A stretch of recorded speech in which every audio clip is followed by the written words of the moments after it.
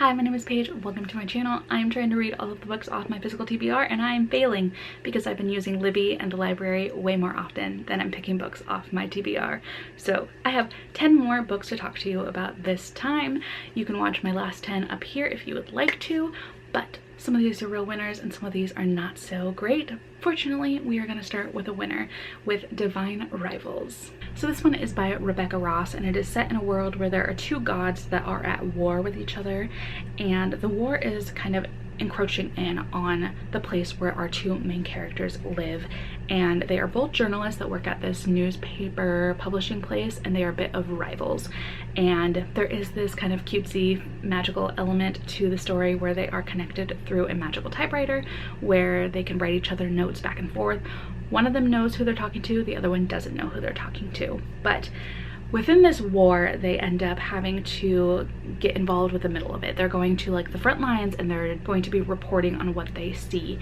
And they end up getting really involved and mixed in with this War of the Gods. And it's a really beautiful story. It was just so well written. I flew through it. I didn't want to put it down. My brain was consumed with this story because I just loved it so much. I really love these characters. I love the way that it brought in the history of these gods and their stories and everything.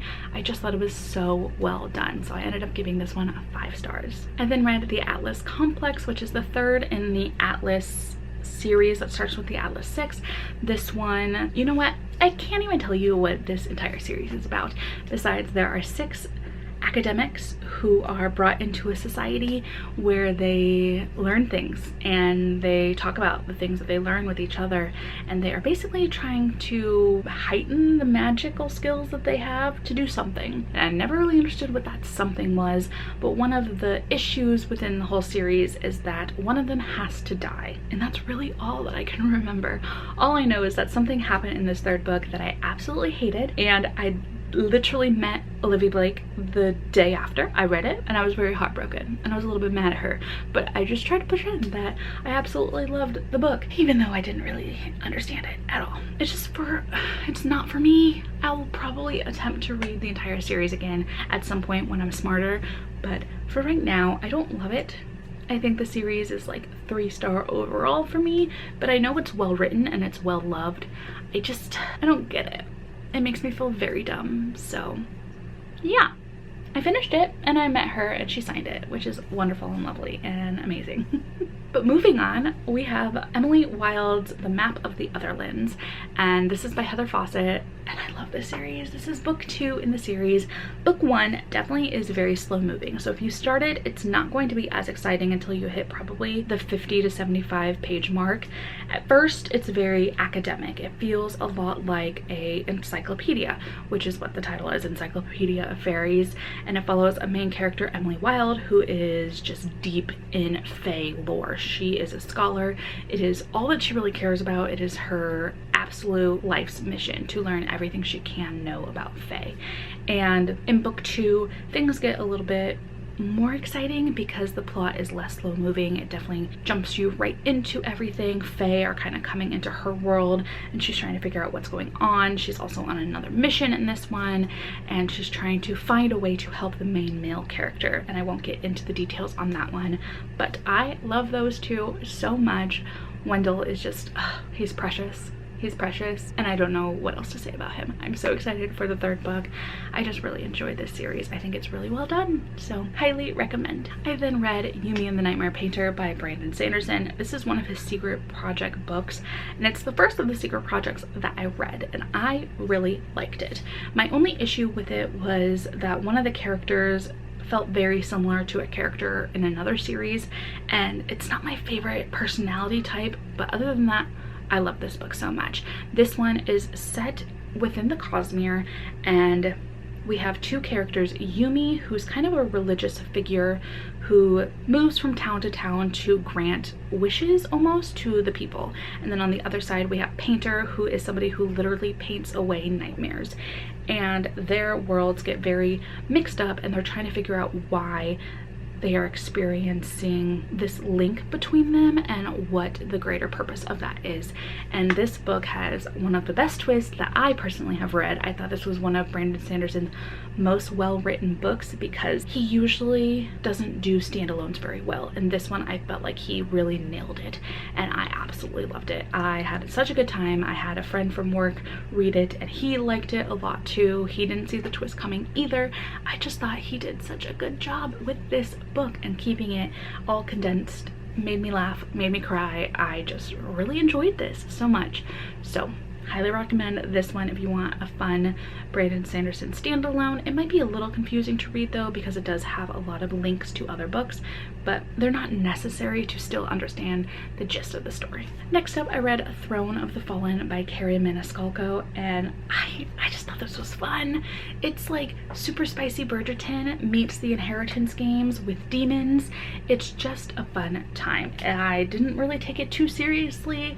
I don't think the characters were the best characters. The plot wasn't the best plot, but it was still very fun. This one follows one of the princes of hell, named after the seven deadly sins. He is Envy, and he basically interrupts a female main character's life because he is playing a game with his brothers and other people. He doesn't really know who's involved in this game, scavenger hunt type thing, and she is the only person who can help him win this game, and that's the gist of it.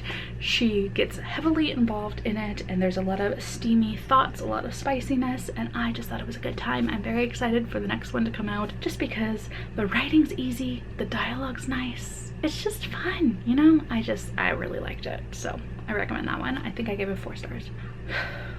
Then we got to Ruthless Vows by Rebecca Ross. This is the second in the Divine Rivals duology, and I didn't like it that much. I only gave it 3 stars. I think she really fumbled this one for me personally. I think there were so many plot lines that she could have followed that would have been so good, so heartbreaking, very angsty, ultimately resulting still in a happily ever after, but there's just something about the path she chose I just felt was very weak. I got the sense that she loved her characters a little bit too much, that she didn't want anything to happen to them, and so it felt very YA. You know, the first book I felt bordered a little bit on the YA adult line. I thought there was enough depth in it that made me really intrigued. It felt grown up enough, but the characters were still young and naive, but then it really just doubled down on that in this book, and I felt like the characters were so young and they just didn't really feel as impactful to me as they did in the first book, and I didn't love them as deeply as I did in the first book. And I also didn't love the ending of this. She did something to 2 characters that I was not a fan of. Never am really a fan when that happens in books, but I know I'm being vague. I just don't feel like it was great. I don't think it was a solid end to the duology. There were also point of views in this one that I didn't care about, and they weren't really prevalent in the first book either, so it didn't feel like the same story. It felt too young, and it just felt like the characters were very detached from everything. So I gave it 3 stars. I'm really bummed about it, but it is what it is. Then we read Far Wilder Magic by Allison Saft. This one is a retelling of The Hunt, something with Full Metal Alchemist. I don't really know. I've never read either of those or watched Full Metal Alchemist. I think that's a TV show. I don't really know. But this one is based on 2 characters who have to work together to join this hunt where they are essentially trying to take down a godlike figure called a demiurge. One of them is a sharpshooter and one of them is an alchemist, and they really need the prize money. They also want to win for other reasons like furthering their careers and whatnot, and I really enjoyed this one. If you don't like character-driven stories though, this one will not be for you.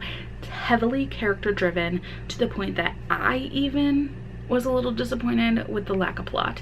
I was really eager to see how the hunt would go, and I'm telling you that this hunt lasted maybe 10 pages. The rest of the book was all of them setting up, learning for the hunt, doing the pre-hunt trials, doing other random things, having arguments with characters, getting to know each other.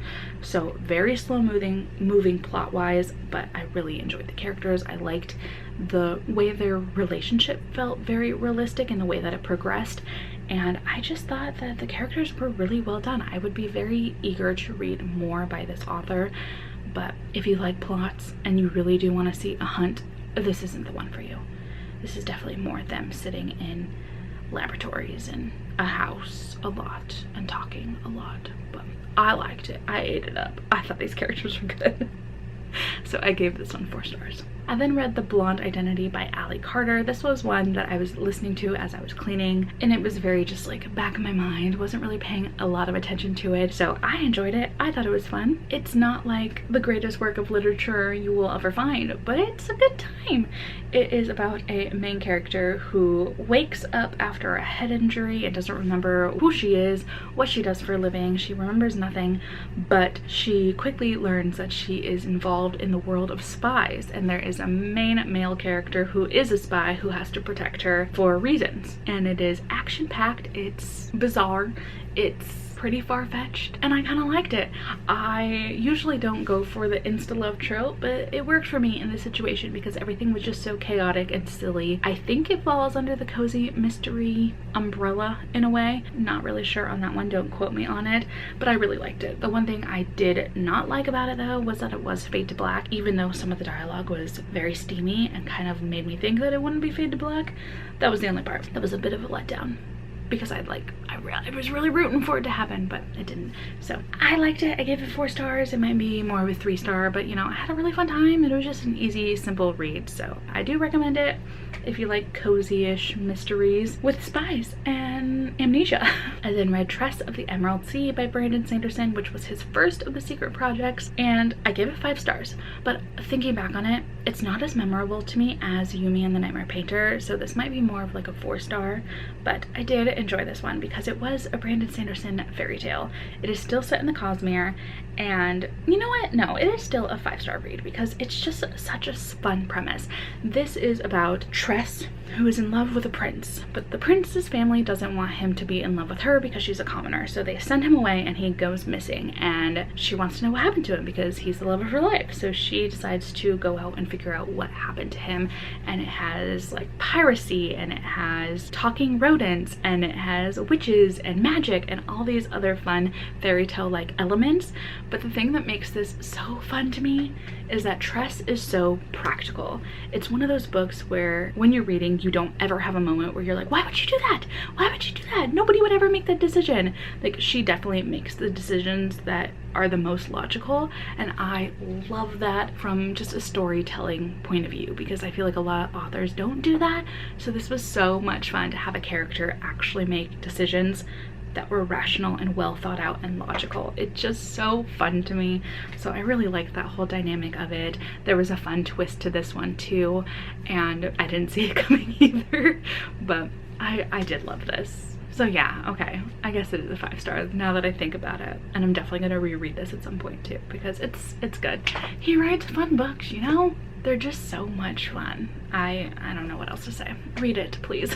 And then I read Check Please, and I just returned it to the library yesterday, so I don't have it to hold up, but this is a graphic novel about a former figure skater who's also a baker who goes to college, and I think part of his scholarship has to be on the hockey team. Not really sure if I got that one right, but the artwork is really good. I liked looking at the pictures, but I didn't really like the story. I think I just am not the biggest fan of graphic novels because it lacks a lot of depth. I just didn't understand the characters. I didn't understand their relationship, friendship wise, romance wise. I just didn't buy it, you know? So there is a relationship that happens towards the end of it that I didn't love. I didn't really feel anything towards them. I didn't really think it was cute too because the main character, the artwork for him looks very young. Like, if you told me he was 12 years old, I would totally believe you. And then the romantic interest character, he looks like he's 40. So it was a little strange to me when there was a kiss between them at the end because their ages didn't look like they lined up very well. But whatever, not my art. I could never in a million years draw something like this, so that was an artistic choice that just ended up not working out for me.